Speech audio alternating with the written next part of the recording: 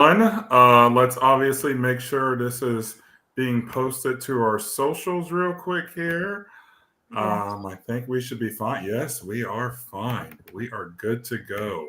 All right, Lindsay, let's go ahead and get this episode started. What's up, everyone? Welcome back to episode 136 of Titos and Chicken, your unofficial South Carolina Gamecocks podcast, coming at you with a low country state of mind. Lindsay, what is going on this college game day eve? How you doing? I'm doing great. Honestly, I'm like, Yeah, we'll be able to sleep tonight, but it'll be worth it. yeah, You know, yeah, the yeah. I am. No. I'm super excited for this. I've today at work was just. I had a really good day. I think I was literally smiling all day. I was just in a good mood. I was just like, you know what? We got a big damn matchup tomorrow against a team that I believe that we can beat. yeah, I truly believe we can beat. I honestly feel a little more confident in this game than I did against Kentucky. yeah. It's just You so know? crazy, honestly, because I feel the same. Weirdly enough, but we have Yeah. a 3-0 to start. I mean, we have such a huge opportunity. We'll get into it obviously as we start talking, but yeah, it's just if you would have asked us when the season started, and we spoke about this game in particular, and it was just like a long shot, right? Is what we Yeah. thought. Um, but we'll see. I mean, I don't know. Something feels weird in a good way. I don't know Yeah. why. No, I totally feel you.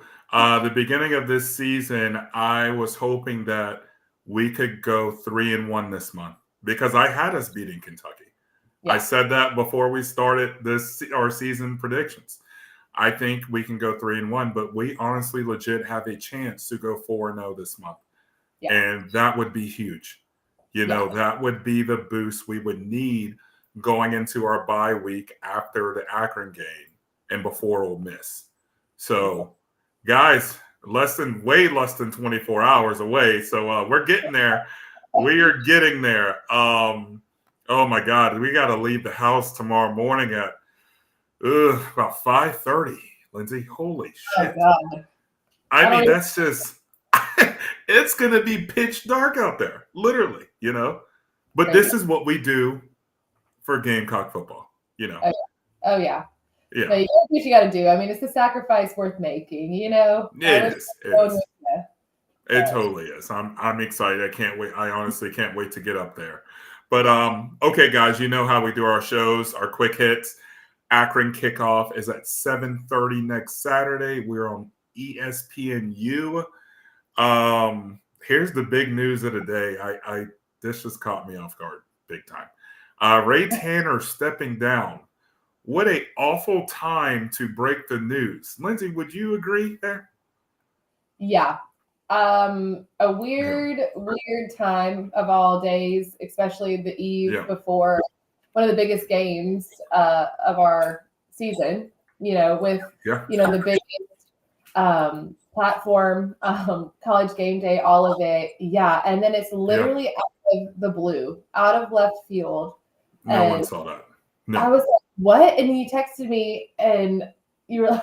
I had no idea. I was like, "Wait, what? Hold on!" And I had to go Yeah. on Twitter, and I was like, "No freaking way!" Like, Yeah. how, No. how, Lindsay, I don't know. I don't know. But yeah, what I think bothers me the most about this was just such an odd time. It's hmm like I know he's not excuse me, I know he's not trying to take away what's going on tomorrow or have everyone focusing on him. But man, like come on, you could you not wait till Sunday or maybe like a Monday, Tuesday announcement when things yeah, are slow. Not much going on. yeah, Yeah, yeah. I No, I don't. agree. I've been, and I mean, I'll admit it. I'm not going to shy away from it. I've been calling for Ray Tanner to step down for the last, I don't know, 5 years now. The guy Yeah, even blocked me on Twitter. He doesn't like me. It's okay, Ray. A lot of people don't like me, so it's fine. But the thing is, like, this is happening. This is actually happening. yeah, Um, I've seen some people on Twitter target, had some names in the hat. Chance Miller, I think, would be a great replacement, but he just got to Coastal. I really don't know how that will work.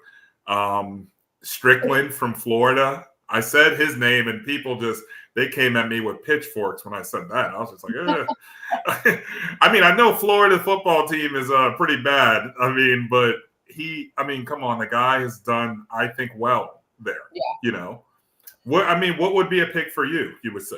Honestly, I don't know. I feel like this program and this university, I think people don't give us enough credit. I think it's a job that is intriguing. I really do. You look at our programs outside of football, but we have great success in other sports, and we're up and coming in men's basketball. The football team is on the rise. Look at the fan base. What's not to like about our programs, honestly? So I feel like it'll be an interesting process. I think it's something that people would really, look into and want to be a part of. I've seen some about the Tennessee senior guy of operations or whatever. Who knows? I think big names are going to enter the chat, honestly. Which they should. You brought up a good reason. Many good reasons, So I want to focus on tomorrow. I really don't care about the AD search right now. Tomorrow's huge. Tomorrow is freaking huge. College Game Day is coming to Columbia, South Carolina for the first time in 10 years. Crazy. When they came from Missouri, This is huge. We have LSU right where we want them, Yeah. So, and again, College Game Day, I'm hoping to maybe make it over there for about 10 minutes or so, just to see the setting, just to say I made an appearance. I can't bring a beer over there, so I don't know. I might not go. We'll see. But no. I just don't know yet. I haven't truly decided, but it'll be nice to take a couple of pictures. I was at Game Day last year when we opened up against North Carolina, so that was really a cool setting as well. So, but and how about our guest picker, Miss Dawn herself, Staley? The queen. Wow. Okay, so I'll be honest, here we go. Some more pitchforks might be coming at me. I wasn't against it, but I was just like, oh, okay. Dawn gets enough media attention as it is. That's exactly it's the obvious choice, which is plain, and God love her. I love Dawn Staley, stand her, but I agree. She gets so much hype, rightfully so. She's earned it all, not discounting her. But I agree. And I just wish it was a football guy. I don't know. I think it would have been. I would have done Spurrier. I would have loved Spurrier to come back. Oh my God. It would have been so serious. Him and Nick Saban just sitting up there. That would have been classic. Two literal goats. Yeah, for real. Or Steven Garcia up there, with beer in hand. That would have been epic too. God. He would have been, he would have been drunk by 7 a.m. I already know it. Can you imagine him and Pat McAfee sitting next to each other on that set? That's a Gamecock right there. Of course he's going to be drunk at 7. Yeah, it is a Gamecock. You're right. But no, I'm happy for Dawn again, but I was just a little like, oh, okay, Dawn. Easy pick there, Yeah, that's fair. So, but I know she is going to show out, she's going to, express or get our brand out there and everything. So I'm not really worried about that. Yeah. So, but okay. All right. Let's go ahead and jump into this episode real quick, or the breakdown of this episode. LSU Breakdown here, guys. We're not facing the LSU teams of before. I'm telling you that right now. So this is not some team that's literally going to own us in the trenches, run down our throats, and pass for 600 yards, Well, LSU's never really been a huge passing team. When Joe Burrow was there, they were. But, you think of LSU, you think of an amazing defense, amazing offensive and defensive line, and just going to run, you know? So, anyways, Nussmeier, their quarterback, he's going to sling it around, though. You know, this guy has over 25 attempts in his last 2 games, and he has thrown over 300 yards in both games. You know, that's say what you want to say. That's impressive to me. Yeah. One against a top 25 team and one against Waccamaw High School. But still, you know, it is what it is. 8 touchdowns to 1 interception. Their run game is pretty average to me. They split carries amongst 3 running backs. So they don't really have a true guy from what I've picked up so far. Yeah. Defensively, like I mentioned earlier, they're pretty stout. You know, or defensive line is what I'm talking about here. They're pretty stout up front. Secondary is a little questionable. Mm-hmm. I'm going to be honest with you guys. If we're going to beat these guys, I think Lenoris is going to have to throw the ball. You know, I really do think that. Your keys to the game for this matchup, Lindsay, what do you have on this? Yeah, I mean, I think kind of like you said, I think the LSU pass offense with this Nussmeier guy, he's a pocket passer, statuesque, kind of stationary, but I mean, I feel like they always have quality receivers, right? And receivers, I should have mentioned that. Excuse me. Yes, you're right. Yeah, and I just feel like that's what they're going to aim to do. I think they had like their rushing yards against Nicholls State were kind of atrocious, if I have to say. Like exactly, yeah, exactly. Yards a carry, or excuse me, 20 yards total for a back, like, and they split 2 backs. Like it was abysmal. So I think they're a little, like you mentioned, one-dimensional in a sense. So I think that bodes well for us defensively. What I'm really keying in on is the trenches matchup. They have like 2 or 3 really quality offensive linemen. One that has some ridiculous stat of like allowing like 3 sacks in his whole career or something, like stupid. That was pretty impressive. Yeah, so I just feel like, but we have the best on the best. Like you have Dylan Stewart, Kyle Kennard on either side. Like I think that's going to be a matchup to watch, obviously. I think piece of the game for me is defensive pressure. I think if we can get some edge rushing, which obviously we can, in my opinion, I think they'll be hyper-focused on those 2, and that'll allow for our interior guys to make some plays. I hope we get creative with kind of the looks that we give, maybe sending some safety blitzes. I don't know, just really catching them off guard, making Nussmeier uncomfortable, I think is going to be key. And then on the side of the ball, I mean, I feel like we still have got to get our running game going. I think we've seen looks that are really great at times, but I just really hope and want Rocket just to have this like coming out party. And if they can't stop the run against Nicholls State, which Nicholls State had like 150 yards rushing. I mean, if they can't stop the run against them, like Rocket Sanders, 250 pounds, should be able to, you know, get in there. So I'll be interested to see what happens there as far as the offense goes for us. I think Finch's matchup is going to be huge, though, especially a factor for our defense, and see what we can do and apply pressure for turnovers. So those are my 2. Okay. Funny you said we have to get the running game going. Didn't we say the same thing last season, like the first 3 games, where we had Dak running the ball, we had my grandma running the ball. We didn't know who to put back there. You know, it was awful. It really was. But then we finally got that going. Yeah. I'm hoping tomorrow is the day that, hey, like Rocket's getting 4 yards a clip. You know, like the offensive line's in sync.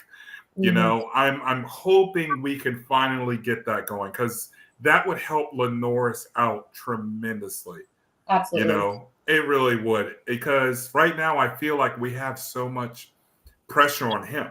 Now, don't get me wrong. He has progressed so much from ODU to Kentucky. Yeah, the Kentucky game wasn't amazing. I mean, let's just be honest. But it was a lot better than the ODU game. And Kentucky was a lot better of an opponent than ODU was. So I just want to see Lenoris continue to progress. I want to see that next step. Time of possession, I think this is going to be huge this game. I think we should I think we should just take time of possession. I don't want LSU with the ball. I don't want Nussmeier throwing. They have a receiver. I think he has leading receiver. I forgot the stat. It was pretty wild. He has 4 touchdowns and I don't know, almost 200 yards already. He's pretty solid.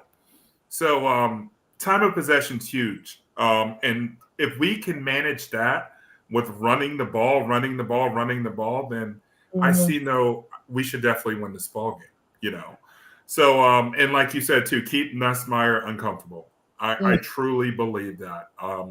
What Kentucky did, what we did to Vandergrift last weekend, that was any quarterback in this country would be rattled.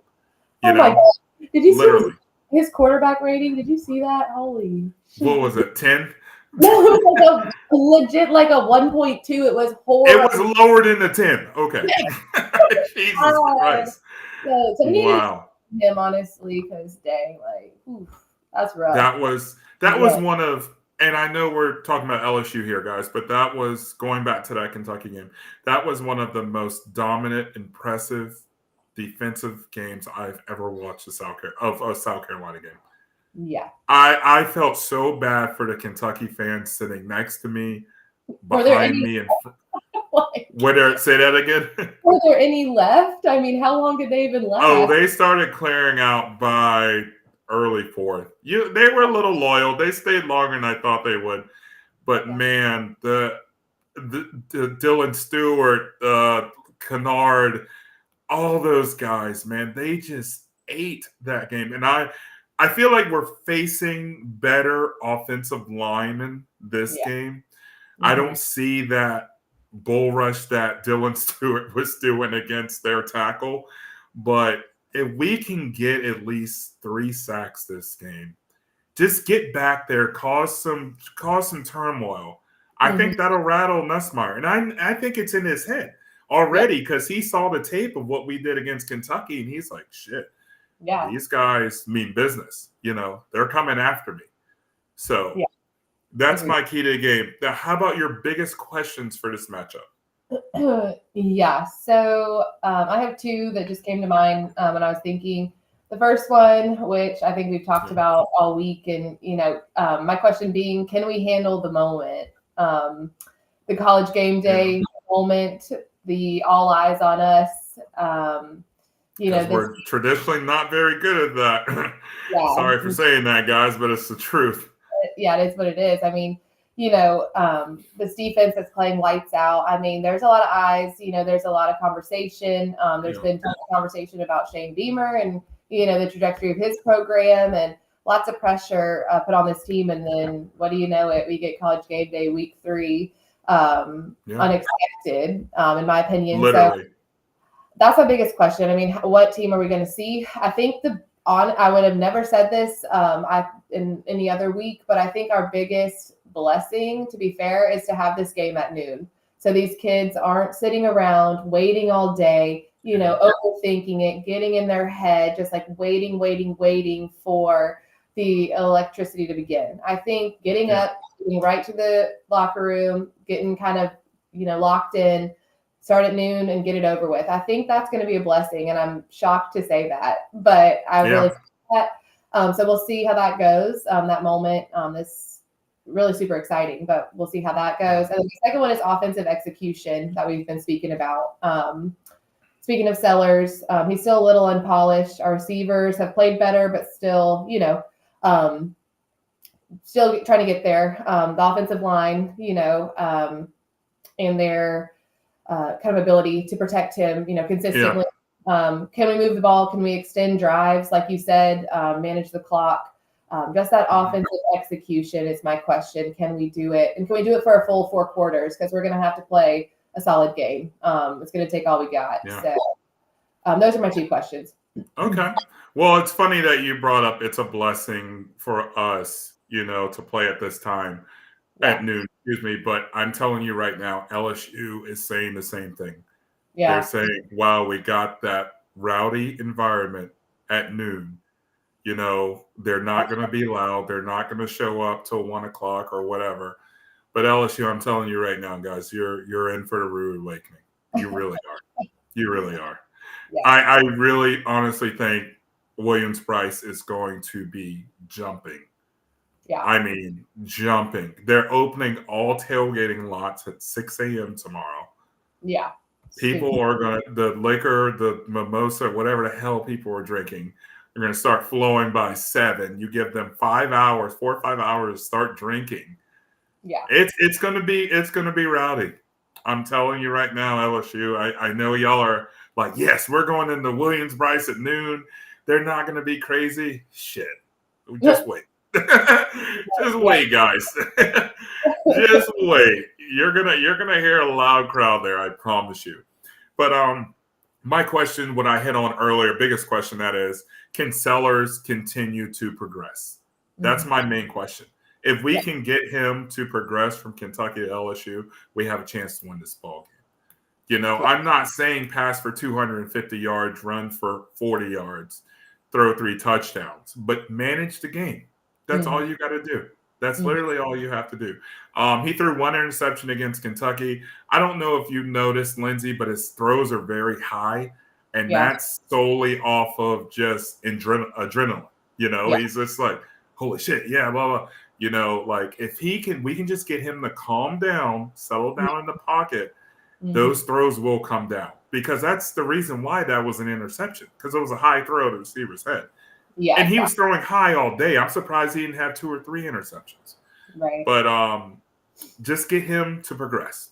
Also, can the defense cause havoc on LSU's front 5? You know, again, you said this earlier about their offensive line. They got 3 guys on there, just dogs, literally. One that hasn't given up in sack. You said one that has given up 3 sacks in his career. Yeah, so no, it is. That's flat out insane. But they got some dogs, but we got some dogs up front too, you know. So the battle of the trenches is gonna go down tomorrow morning, and I am so excited, because that is my favorite skill position my favorite position on the field is the defensive line. So we got a good one tomorrow morning, guys. I'm excited. I don't see this being a blowout, so that leads into this next question. Lindsey, your score prediction. What you got? Yeah, I agree. I think it's going to be a battle. I think it's going to be close. My score I have, it's 20-24 USC. I have us winning. Okay. I sure do. Okay. I think the weather, knock on wood, is going to be okay. The rain is actually supposed to go away. I don't think we're supposed to be dealing with any rain tomorrow. Overcast, but no rain. Yeah, which I'm stoked about. You know, you don't want this kind of caliber game to be a slop fest. You know, totally, right? You want to see the best on the best. So I think that's also positive. That kind of went into consideration when I was picking the score, because I don't think it's going to be this shootout. I really don't. So. And if it is, we will lose 100%. Yeah, we are not a shootout team. Let's just be real, guys. We are not a shootout team. You do not want to go on a shootout LSU. You don't. You'll lose. Yeah. 100%. But so I'm optimistic. Something's feeling right. And how about the same drinks that I'm going to drink like I did last week? I'm going to wear the same outfit. I'm going to do it all. You know, I'm okay. To do. So you know what? Good idea. I didn't think about that. I was gonna wear my jersey tomorrow, but forget it. I'm gonna just wear the same thing that I wore against Kentucky. Same sock. Well, I didn't wear socks. The same stuff. You know, just keep it simple. Yeah, keep it simple. My score prediction here, guys. I have LSU 24, South Carolina 27. Like Lindsey, I don't see this being a high-scoring game. I just don't. I see this actually being a close game. I know LSU is going to score, but something just tells me we're going to score a little bit more. You know, we scored 31 points on Kentucky last week. Yeah, I know one of those touchdowns were a pick 6, but still, I don't know, man. I don't know. There might be something about this team And we're going to learn a lot tomorrow. I know I said that against Kentucky. I know I did. But I feel like we're truly going to learn a lot tomorrow about what we have. And if we can compete with the big dogs. Yeah. Because, I mean, the following week we have Akron. Yeah. And then we have a bye. And then, holy shit. And you're... There is not a let up in the... Vandy. Vandy is in that mix. Vandy is not what we think is a winnable game. You know, I mean, we should beat the brakes off them. Yeah, of course. But Vandy's looking good. You know, like the only team that we can just say, well, this will be a win is Wofford. Yeah. You know, to me, everyone else, you got to bring your A game. Yeah. Shit, we had to bring our A game 2 years ago against Vanderbilt when they came to us. Yeah. And we had a homeboy threw a touchdown to win the game. God, who was that guy? Jeb? Was it Jeb Nolan? Zeb, excuse me. Well, I was close. Come on. Yeah, DA, the freaking grad assistant, literally. Zeb Nolan threw a damn touchdown for us to beat Vandy at home.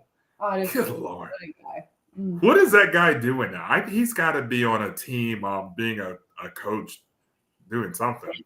I don't know. Best of luck, Zeb. I hope you're listening. Yeah. No, seriously. Thank you for that down the field drive there against Vandy to win. We needed that. But no, guys, Lindsey and I both have us winning this game. Lindsey, cheers here to the Gamecocks. We're gonna need it tomorrow. But guys, I'm excited. I'm very excited. Lindsey's excited. I know you guys all are excited. Tomorrow's gonna be a fun day. It really is, and especially if we win. So yes, retweet. Retweet, yes. But guys, thank you so much for listening, tuning in. You know, Lindsey and I are going to be here every week. It could be just random days. Shoot, we might come on Monday. We might come on Sunday. We don't know. Whenever Lindsey's available, we'll be here. So, yes. So, again, guys, thanks for tuning in. So.